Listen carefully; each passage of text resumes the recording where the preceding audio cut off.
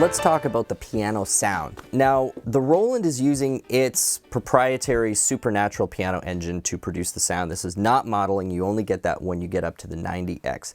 But the sample-based SuperNATURAL engine that's loaded into the 60X, to me, still provides a very satisfying piano tone. And up until this most recent version of the modeling engine that Roland came out with, there was a good argument to be made that the sample base actually provided a little bit more realism, in that there were still some slight imperfections you could hear in the sample, and that created a better sense of naturalism to the sound. That first few generations of the virtual piano, to some ears, was just too clean. It was like too perfect.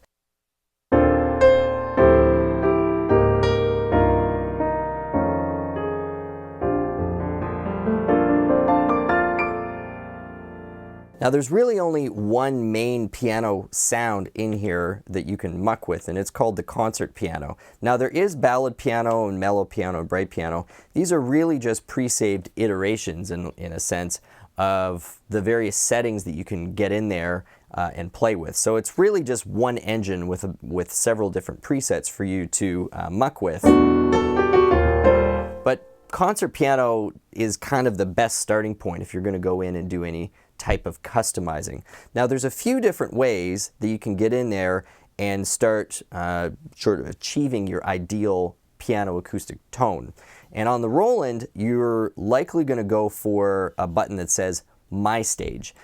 Now, what that does is it's going to pull up a number of non-tonal presets from its SuperNATURAL engine and apply them to that concert grand piano. And so this is going to be really a combination of ambience and some of the resonance engines that's contained within that larger SuperNATURAL wrapper. So this first one is like piano recital, at hall stage.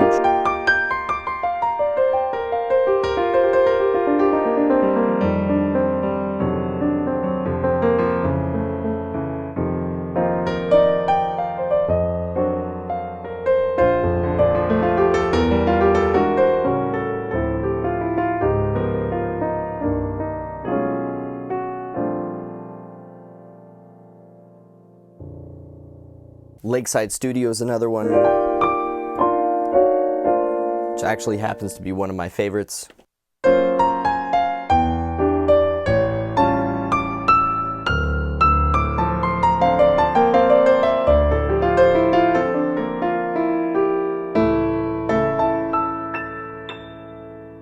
you really like the feel of being in a huge concert hall.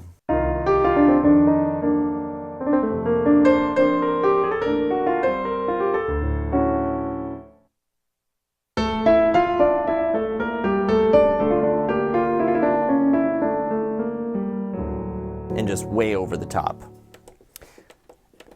There are 8 in total. So that's a quick way to just get some nice different ambient settings.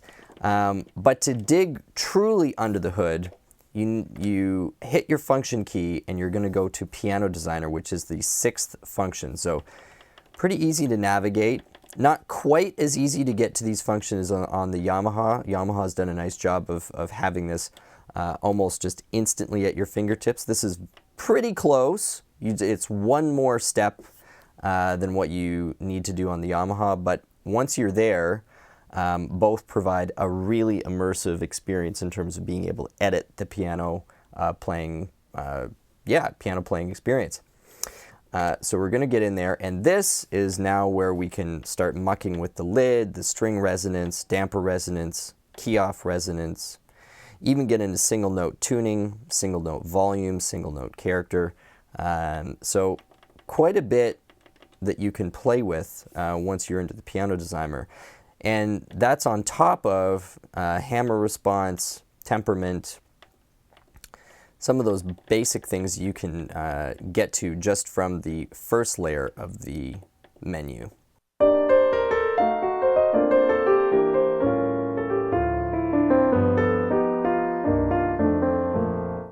Over on the Yamaha, they've got 2 sample sets. One is the CFX Grand, and then the other is the Bosendorfer Imperial. So here's the CFX Grand.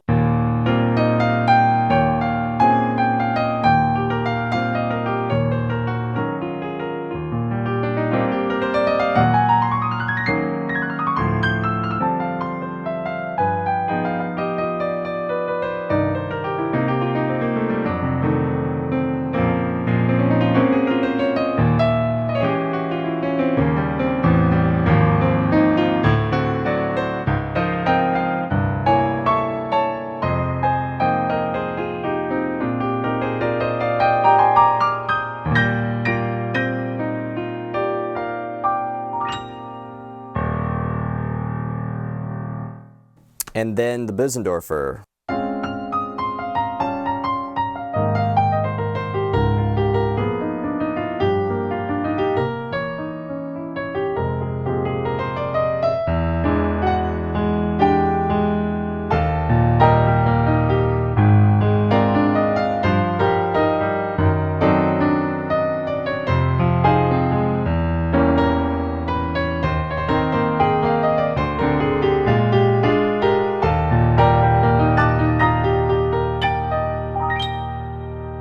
And then you're into some, less beefy sample sets. So this is Studio Grand.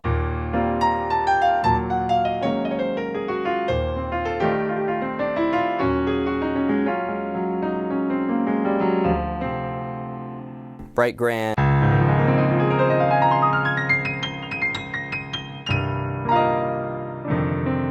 Don't mind that one.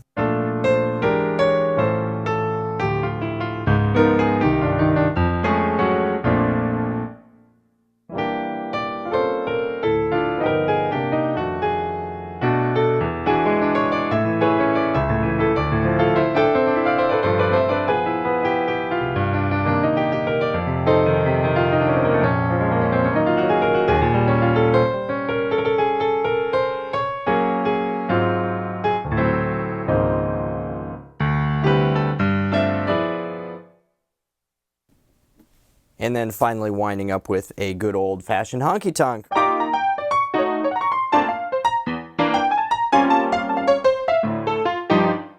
Which kind of has a weird digitalness to it. Like a chorus kind of thing happening there. Anyway, so that's the selection of acoustic pianos. Obviously the ones that have the most complexity to them are those first two.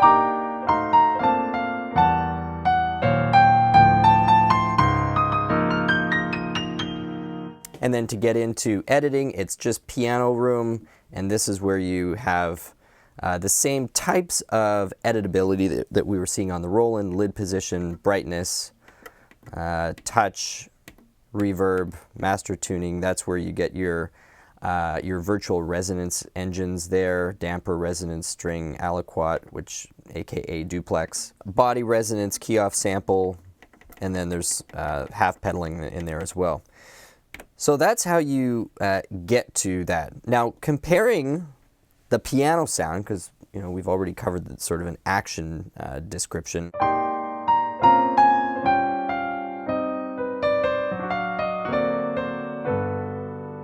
The thing that really strikes me is how the treble, or rather the the top of the tone, because I don't want people to confuse that I'm only talking about the treble section of the keyboard. Every note sort of has this chunk to it, where some of the higher frequencies are at play. And when you push the Yamaha, there's a certain, some would describe it as a crispness, depending on whether you're listening to it through speakers and volume setting.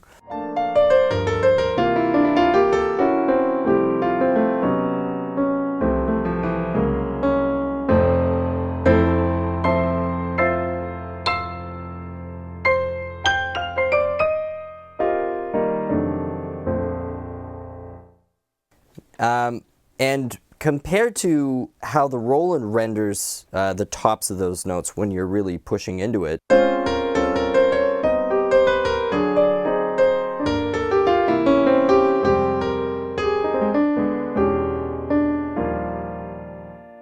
there's much more of a mid-range character to the sound, even when you're playing in the top portion of the keyboard.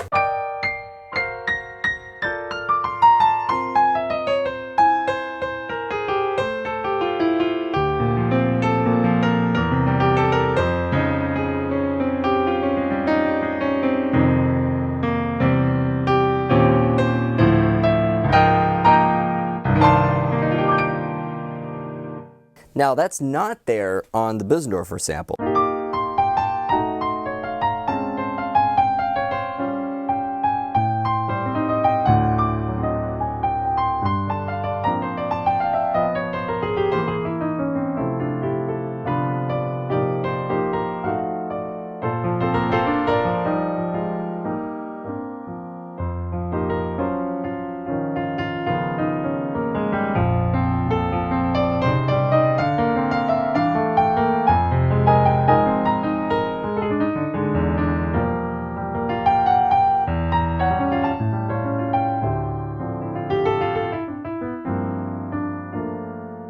Now on the flip side though, the Bosendorfer dynamically feels quite contained, like you're sort of fighting a compressor the whole time.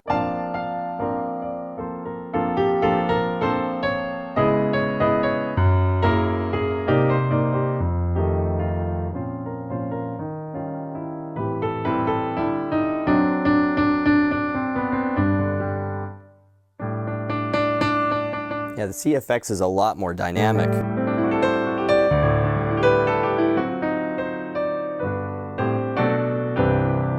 It's just whether or not you like that top velocity layer.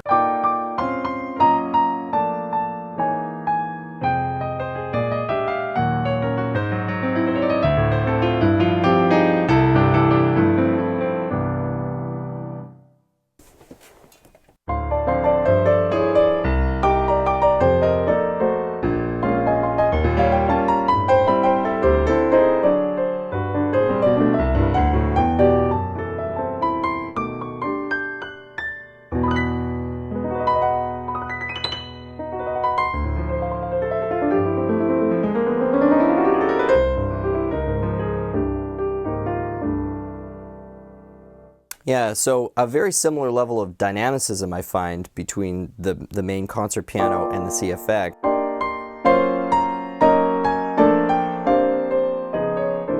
But more mids and lower mids that get drawn up as you start to push that velocity.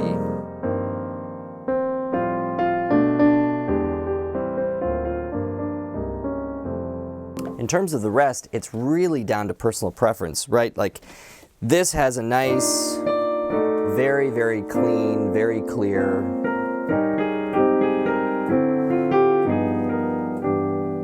which is, you know, trademark Yamaha tone.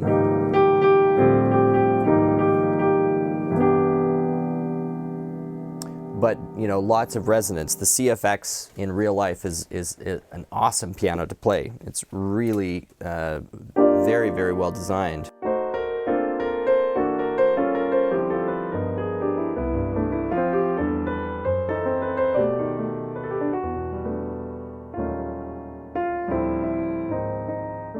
And even though Roland doesn't say it, their SuperNATURAL engine has, you know, for a long time it's been suspected that it's based on a New York Steinway D.